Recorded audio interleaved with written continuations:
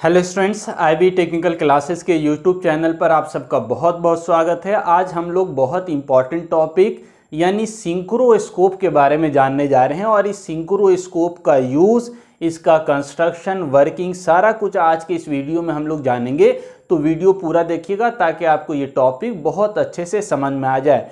तो सबसे पहले हम लोग सिंक्रोस्कोप को समझने से पहले कुछ बेसिक चीज़ समझते हैं और उसके बाद फिर हम लोग समझेंगे सिंक्रोस्कोप का क्या यूज़ है, किस तरह से ये ऑपरेट करता है।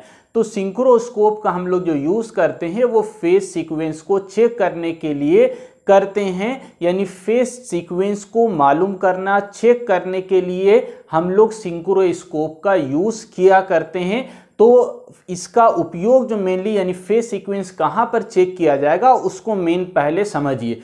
तो हम लोग क्या करते हैं कि जनरेटिंग स्टेशन के अंदर अल्टरनेटर को आपस में पैरेलल में कनेक्ट करते हैं। तो जब भी हम लोग अल्टरनेटर को आपस में पैरेलल में कनेक्ट करेंगे तो वहाँ पर कुछ कंडीशन को देखना होता है, उसी को हम लोग सिंक्रोनाइजेशन कहते हैं। यानी हम लोग उस कंडीशन में जब एक कोई अल्टरनेटर चल रहा है उसके साथ किसी दूसरे अल्टरनेटर को हम लोगों को ऐड करना है, पैरेलल में कनेक्ट करना है, तो वहां पर हम लोग क्या करेंगे, उसके वोल्टेज को यानी पहला जनरेटर का जो वोल्टेज है उसको दूसरे को भी चेक करेंगे कि उतना वोल्टेज है या नहीं है।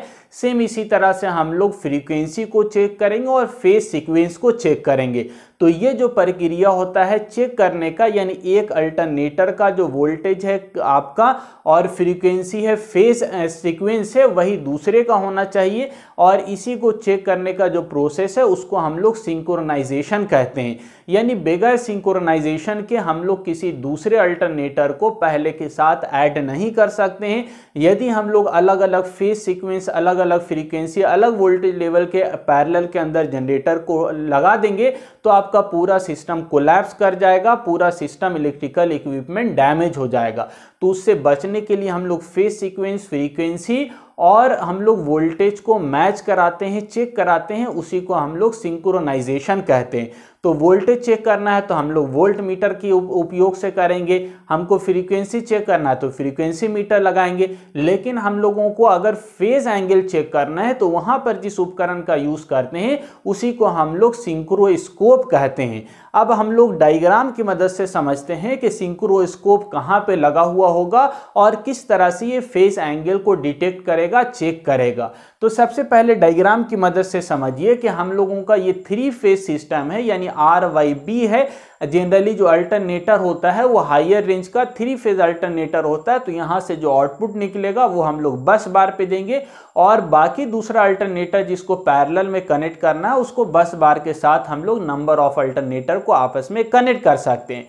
तो अब यहाँ पर ध्यान से समझिए कि जो पहला जनरेटर जो शुरू से चल रहा है और उसका वोल्टेज, फ्रीक्वेंसी और फेज सीक्वेंस बस बार को सप्लाई हो रहा है, तो पहला जनरेटर जो चल रहा है, रन कर रहा है, उस जनरेटर को हम लोग रनिंग जनरेटर बोलते हैं। क्योंकि वो पहले से रन कर रहा है इसीलिए उस जनरेटर को हम लोग रनिंग जनरेटर बोलते हैं। ये अल्टरनेटर 1 कहा जाएगा। जिसका जो वोल्टेज होगा वही वोल्टेज बस बार का होगा।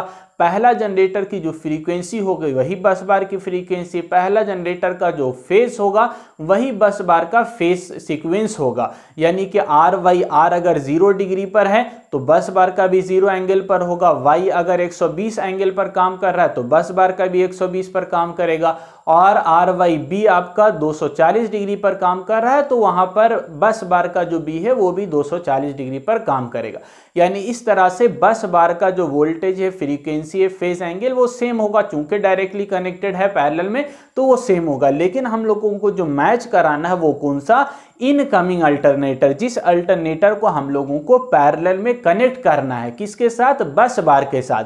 चूंकि हम लोगों को लोड ज्यादा होता है, डिमांड ज्यादा होता है, पावर कैपेसिटी ज्यादा चाहिए, इसीलिए नंबर ऑफ अल्टरनेटर को बस बार के साथ पैरेलल में कनेक्ट किया जाता है। एक भी कर सकते हैं, 2 भी, 3 भी, जितना रिक्वायरमेंट होगा, जितना लोड कैपेसिटी ज्यादा चाहिए उतना नंबर ऑफ अल्टरनेटर को पैरेलल में कनेक्ट किया जा सकता है। लेकिन ध्यान रखना हम लोगों को कि बस बार का, या आप बोल सकते हैं इनकमिंग अल्टरनेटर का जो वोल्टेज है, फ्रीक्वेंसी है और फेज एंगल है वही बाकी अल्टरनेटर का भी सेम होना चाहिए।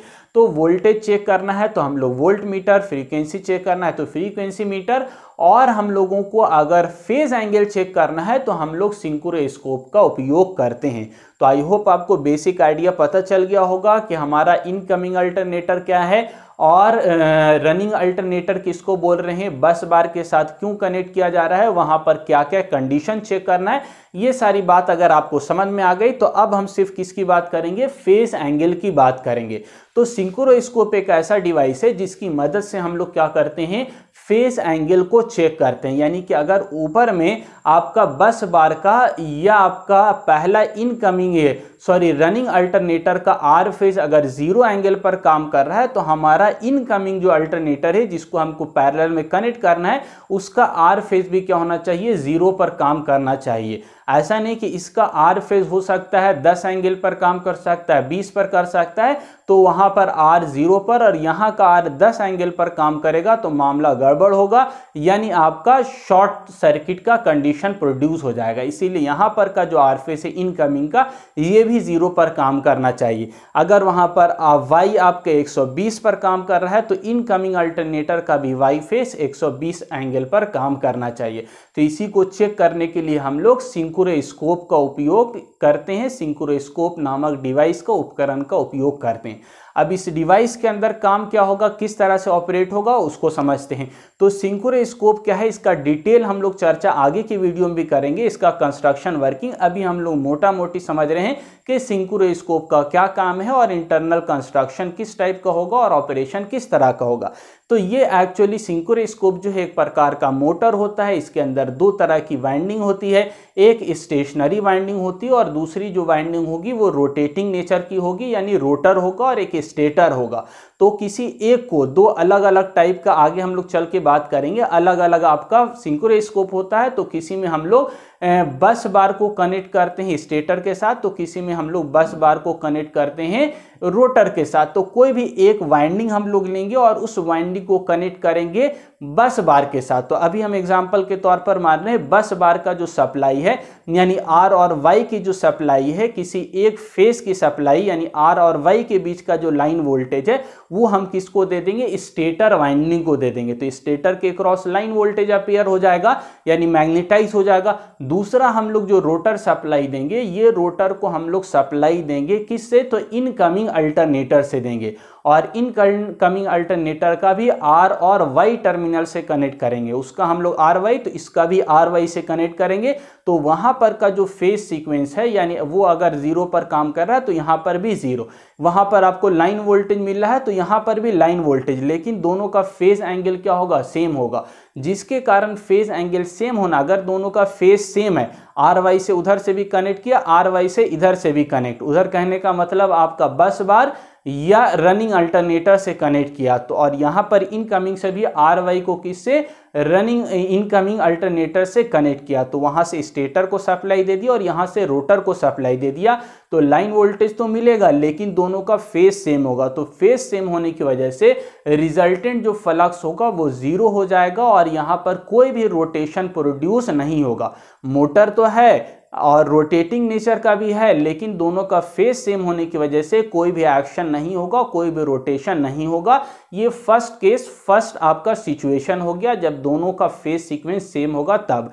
दूसरा अगर सेम होगा तो यहां पर जो नीडल इसके सिंक्रोस्कोप है इसमें आपका एक तरफ फास्ट लिखा होता है, दूसरे तरफ स्लो, यानी आपका जो रोटर है वो आपका क्लॉकवाइज डायरेक्शन में भी घूम सकता है यानी राइट फास्ट की तरफ भी घूम सकता है और एंटी क्लॉकवाइज डायरेक्शन में यानी स्लो की तरफ भी मूव कर सकता है। ये डिपेंड करेगा कि इनकमिंग अल्टरनेटर का फेज कितना चेंज है। जितना ज्यादा एंगल का अंतर होगा उसी के अनुसार यहां पर रोटेशन होगा। तो अब ध्यान से समझिए कि हम लोग सप्लाई दे दिया, पहला केस क्या बताए, दोनों का फेज सेम है जिसकी वजह से दोनों रिजल्टेंट फ्लक्स 0 होगा, कोई भी टॉर्क डेवलप नहीं होगा और जो पॉइंटर है या रोटर है वो स्टेशनरी रहेगा, आपका पॉइंटर डिफ्लेक्ट नहीं होगा, परपेंडिकुलर रहेगा, सीधा रहेगा और 0 डिफ्लेक्शन शो करेगा, यानी कि आपका दोनों का फेज सेम है।